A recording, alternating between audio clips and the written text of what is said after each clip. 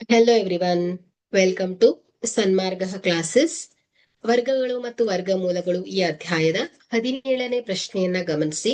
ಪುನರಾವರ್ತಿತ ವ್ಯವಕಲನ ವಿಧಾನದಿಂದ ಕಂಡುಹಿಡಿಯಲು ನಾವು ಕಳೆಯಬೇಕಾದದ್ದು ಆಯ್ಕೆ ಎ ಸಮಸಂಖ್ಯೆ, ಬಿ ಬೆಸ ಸಂಖ್ಯೆ, ಆಯ್ಕೆ ಸಿ ಅವಿಭಾಜ್ಯ ಸಂಖ್ಯೆ, ಆಯ್ಕೆ ಡಿ ಸ್ವಾಭಾವಿಕ ಸಂಖ್ಯೆ.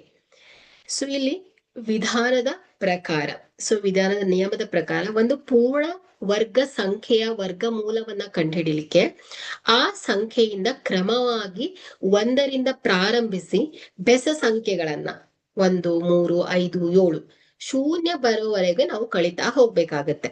ಸೊ ಎಷ್ಟು ಬಾರಿ ನಾವು ಈ ವ್ಯವಕಲನ ಕ್ರಿಯೆ ನಡೆದಿದೆಯೋ ಆ ಸಂಖ್ಯೆ ಕೊಟ್ಟಿರುವಂತಹ ಸಂಖ್ಯೆಯ ವರ್ಗಮೂಲ ಆಗತ್ತೆ. ಓಕೆ, ಉದಾಹರಣೆಯನ್ನ ನೋಡೋಣ. ಸೊ 9ರ ವರ್ಗಮೂಲವನ್ನ ಕಂಡುಹಿಡಿಬೇಕು. ಓಕೆ, 9ರ ವರ್ಗಮೂಲ ಏನ್ ಹೇಳಿ? 3 ಅಲ್ವಾ? ಸೊ ಇಲ್ಲಿ ವರ್ಗಮೂಲ 9 ಅಂದ್ರೆ 3 ಬರುತ್ತೆ. ಸೊ ಹಾಗಾದ್ರೆ ಇದನ್ನ ನಾವು ಈ ಒಂದು ಪ್ಯಾಟರ್ನ್ ಇಂದ ನೋಡ್ತಾ ಹೋದ್ರೆ, ಸೊ 9 ಮೈನಸ್ ಮೊದಲ ಬೆಸ ಸಂಖ್ಯೆ 1 ಎಷ್ಟು ಬಂತು? 8 ಬಂದಿದೆ.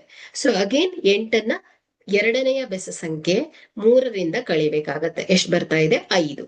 So next 5 minus 5 is equal to 0. ಎಲ್ಲಿವರೆಗೆ ಅದನ್ನ ಕಳೆದಿದ್ದೇವೆ ನಾವು? 1ರಿಂದ ಪ್ರಾರಂಭಿಸಿ ಬೆಸ ಸಂಖ್ಯೆಗಳು ಶೂನ್ಯ ಬರೋವರೆಗೂ ನಾವು ಅದನ್ನ ಕಳಿತಾ ಹೋಗಿದ್ದೇವೆ ಅಲ್ವಾ?